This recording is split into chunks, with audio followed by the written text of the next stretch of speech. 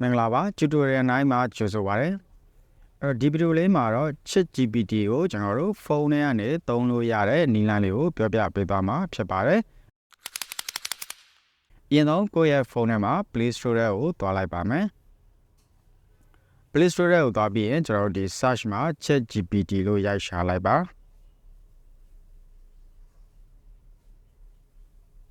ပြီးရင်ကျွန်တော်တို့ search လုပ်လိုက်ပါမယ်။အဲဒါလို့ရှိရင်ကျွန်တော်တို့ဒီ AI application တွေအများကြီးကြာလာနိုင်မယ်။အဲ့ဒီထဲမှာကျွန်တော်တို့ ChatGPT ကိုဘယ်လိုမျိုးရွေးချယ်ရမလဲဆိုလို့ရှိရင်ဒီမှာကျွန်တော်တို့သူ့ရဲ့ logo လေးကဒီအောက်ခံ background အဖြူရောင်ပြီးရင်သူကအနှစ်ရောင်ဒီလို circle လေးတွေဝိုင်းထားတယ်ပေါ့နော်။အဲ့ကောင်လေးကိုကျွန်တော်တို့ဒီမှာနှိပ်လိုက်မယ်။ပြီးရင်သူ့မှာကျွန်တော်တို့ဒီမှာသူ့ရဲ့ဒီ ChatGPT ကို release လုပ်တဲ့ဒီ company name ရှိတဲ့ OpenAI ဆိုပြီးတော့ပြနေတယ်။ပြီးရင်သူ့ရဲ့ file size က 5.3 MB ရှိတယ်။ပြီးရင်သူ့ကို download လုပ်ထားတဲ့အချိန်ကကျွန်တော်တို့ဒီ5 million ကျော်တယ်ပေါ့နော်။ Okay အဲ့တော့ ChatGPT ကိုကျွန်တော်တို့ install လုပ်မယ်ဆိုရင်ဒီအောက်မှာရှိတဲ့ဒီ install ဆိုတာလေးကိုနှိပ်ပြီးတော့ install လုပ်ပေးလိုက်ပါ။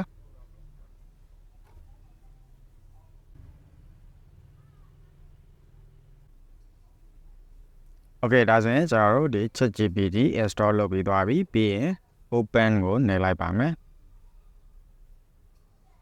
ဒီကမှာသူကဒီ account login လုပ်ဖို့အတွက်ရွေးချယ်စရာလေးတွေရှိတယ်ကျွန်တော်တို့ continue with Google ရှိတယ် continue with Apple ရှိတယ်ပြီးရင်ကျွန်တော်တို့ sign up with email ဆိုတာမျိုးရှိတယ်ပေါ့နော်။အဲ့တော့လွယ်ကူဆုံးကတော့ကိုယ်မှာ Gmail account နဲ့ဖုန်းထဲမှာဝင်ထားပြီးသားဖြစ်နေတဲ့အတွက်ကျွန်တော်တို့ continue with Google နဲ့ Gmail account ခုနဲ့login လုပ်ပေးလိုက်လို့ရပါတယ်။အဲ့တော့ကျွန်တော်တို့ဒီမှာ continue with Google ကိုနှိပ်လိုက်ပါမယ်။ Okay ဒါဆိုရင်ကိုဖုန်းထဲမှာဝင်ထားတဲ့ Gmail account တွေကြာလာလိုက်မယ်အဲ့ဒီထဲမှာကို login လုပ်ချင်တဲ့ Gmail account တစ်ခုကိုရွေးပေးလိုက်ပါ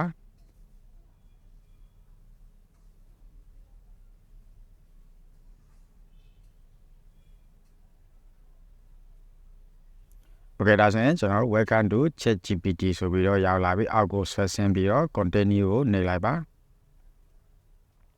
Okay ဒါဆိုရင်ကျွန်တော်တို့ ChatGPT ကိုကျွန်တော်တို့စသုံးလို့ရပြီဖြစ်ပါတယ်ကိုယ့်ရဲ့ဖုန်းထဲမှာ ChatGPT App လေးရနေအလွယ်ကူသုံးလို့ရပြီဖြစ်ပါတယ်အဲ့တော့ကျွန်တော်ဒီမှာနည်းနည်းစာလေးရိုက်ပြီးတော့ပြောကြည့်လိုက်မယ်Okay ဒါဆိုရင်ကျွန်တော်တို့ဒီလိုမျိုး ChatGPT ကိုပြန်ပြောပါရယ်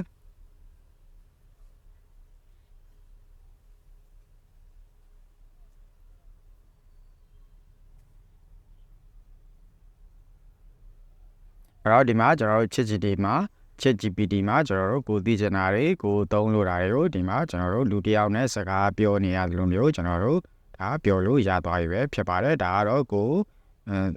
အသုံးရှိသလိုသုံးပေါ့နော်နောက်တစ်ခုကကျွန်တော်တို့ဒီမှာ menu လေးထဲမှာဆိုရင်ဘာတွေလုပ်လို့ရလဲဆိုရင်ဒီမှာကျွန်တော်တို့ history ဆိုတာရှိတယ်အဲ့တော့ history ကတော့ဒါကျွန်တော်တို့ကိုဒီပြောထားခဲ့သမျှကိုချက်ထားခဲ့သမျှ history တွေဒီတွေကနေပြန်ပြီးတော့လိုက်ရှာပြီးပြန်ကြည့်မယ်ဆိုရင်လည်းကြည့်လို့ရမယ်ပေါ့နော်တကယ်လို့ဒီ history တွေကိုပြန်ဖြည့်ချင်တယ်ဆိုရင်တော့ကိုဖြည့်ချင်တဲ့ history ပေါ်မှာတစ်ချက်ကြာလေးဖိလိုက်မယ်ပြီးရင်ကျွန်တော်တို့ delete ဆိုပြီးတော့ဖြတ်ပေးလိုက်လို့ရတယ်ဒါ history တွေကိုဖြတ်တာပေါ့နော်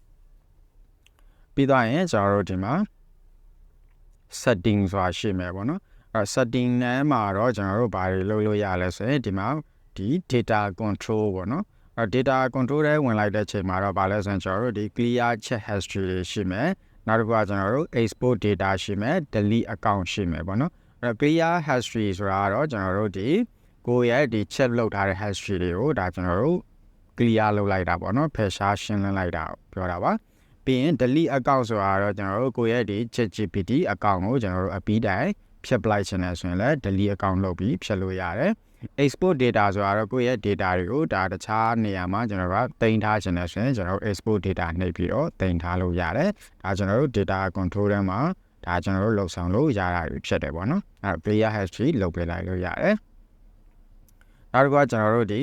color theme အနေနဲ့လည်းဒီမှာရွေးပေးလို့ရတယ်ဒီမှာကျွန်တော်တို့ခုစဉ်